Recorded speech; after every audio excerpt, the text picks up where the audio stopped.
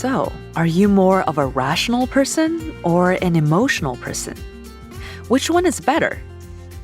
Well, psychologists, and it turns out Albert Einstein, believe that true wisdom requires you to tap into both. Hello, and welcome back to Savvy Psychologist. I'm your host, Dr. Jade Wu, and every week I'll help you meet life's challenges with evidence-based research, a sympathetic ear, and zero judgment.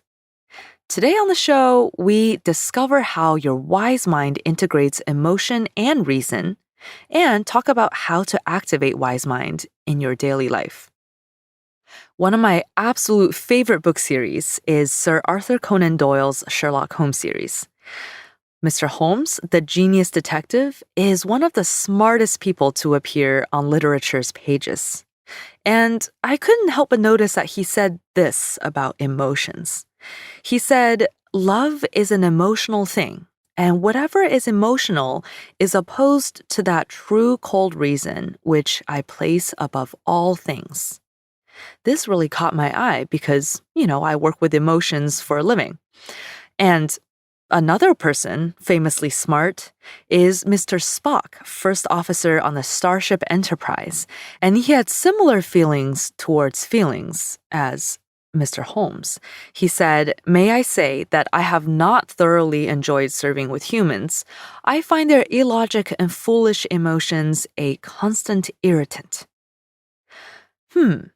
So Holmes and Spock declared emotions as foolish, frivolous things that cloud judgment and mess up the quest for truth.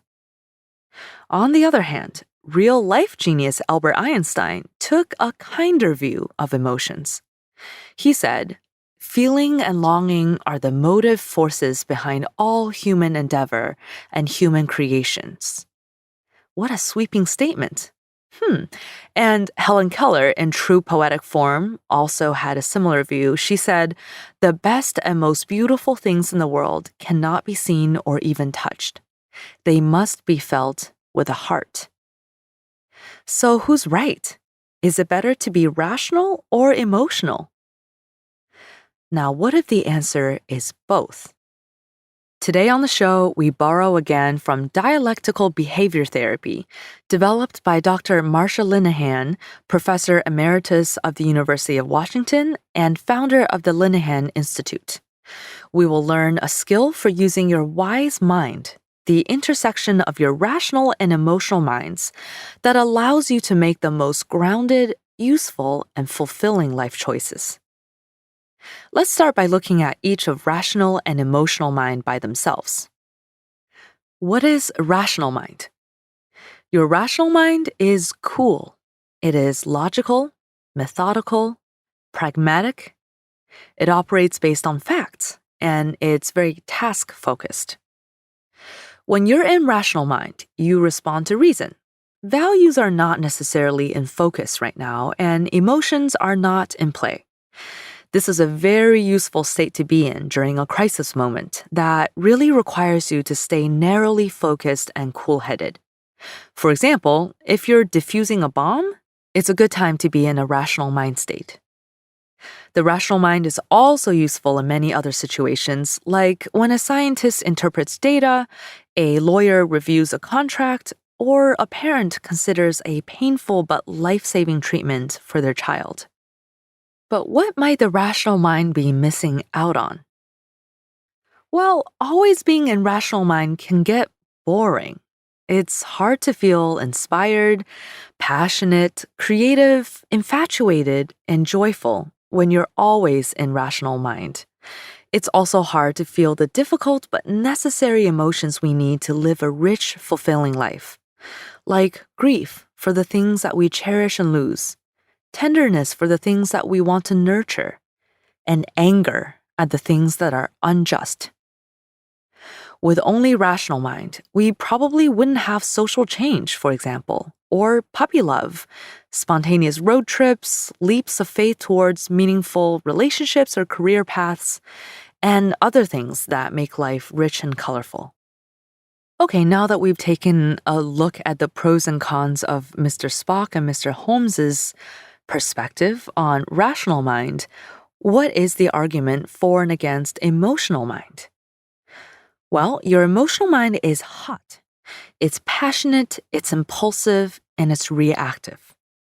When you're in emotional mind, you respond to your gut feelings and moods. Logic and reason are not in focus, and you're not necessarily taking time to evaluate facts and balance evidence. This is a good state of mind for spontaneous creativity, like when listening to awesome music makes you feel inspired to sign up for guitar lessons. Your emotional mind is also good for getting yourself motivated to act, like when you see injustice in the world that brings you out to march and protest. Emotional mind makes you take risks or explore uncharted territory. Always wanted to live in a different country or start a business? It might not be the most rational choice, because staying at home in your day job is less financially risky, but emotional mind, for better or worse, might give you that nudge needed to take that leap of faith. But if we only had emotional mind, we would be exhausted following all the excited, erratic, and ever-changing whims that it comes up with. It can also be exhausting for those around us to keep up.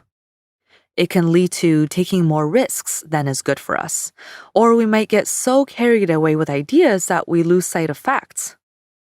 It's hard to have a stable life with long-lasting relationships if we're all emotion and no reason.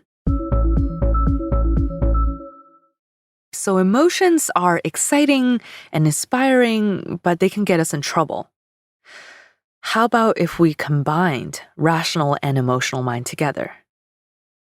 This is where we get to wise mind. Your wise mind is grounded, intuitive, and balanced. It integrates the best of both worlds. It's rational and emotional. It rightfully respects emotion as a driving force towards values and also rightfully respects reason as the method for implementing values. For example, when you meet someone incredible, your wise mind allows that giddiness and infatuation, which drive you to try to spend more time with this person to get to know them. Your wise mind also reminds you to not be blind to red flags, and maybe not to, say, move in together immediately. And when you witness injustice in the world, your wise mind acknowledges your hot anger, which tells you that this is really important and you want to do something about it.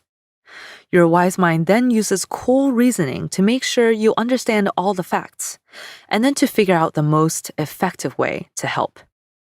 In any situation, your wise mind's job is to find balance and integration between your emotional and rational minds.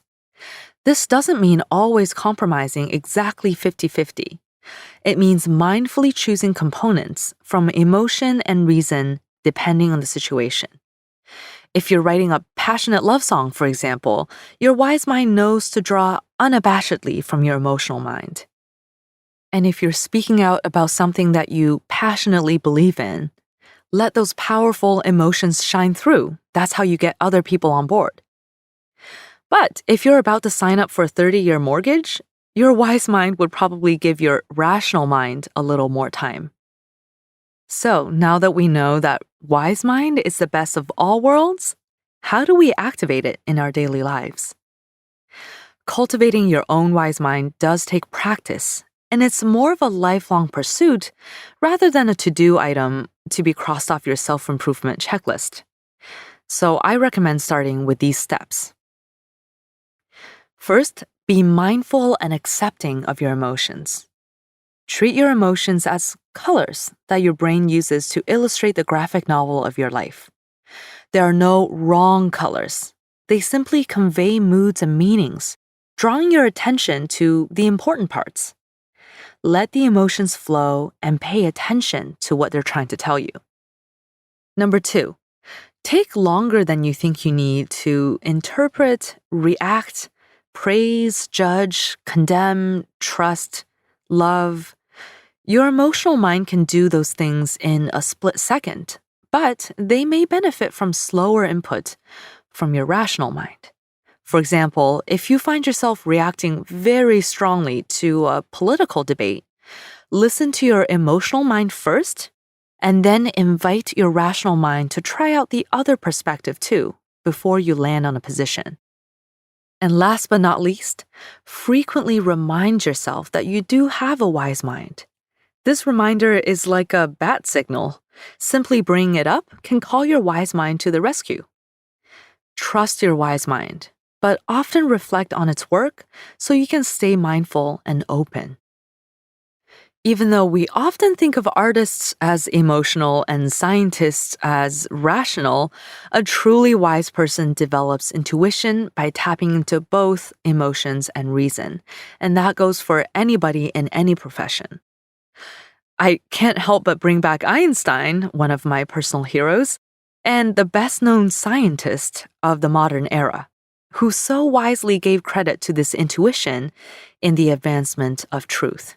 He also said, "There is no logical way to the discovery of these elemental laws. There is only the way of intuition, which is helped by feeling for the order lying behind the appearance." And so, with those wise words from Einstein, I wish you and your wise mind a very balanced, grounded, and intuitive week. Thank you so much for listening. You can find me on Facebook and Twitter. I'm at QDT Savvy Psych and at Jade Wu PhD. If you'd like psychology tips delivered straight to your inbox, subscribe to the Savvy Psychologist newsletter. You can also make sure you don't miss an episode by subscribing wherever you get your podcasts. Savvy Psychologist is audio engineered by Steve Rickyberg and edited by Karen Hertzberg. As always, Savvy Psychologist is strictly for informational purposes and does not substitute for mental health care from a licensed professional. Thank you so much for joining me. I'll see you next week for a happier, healthier mind.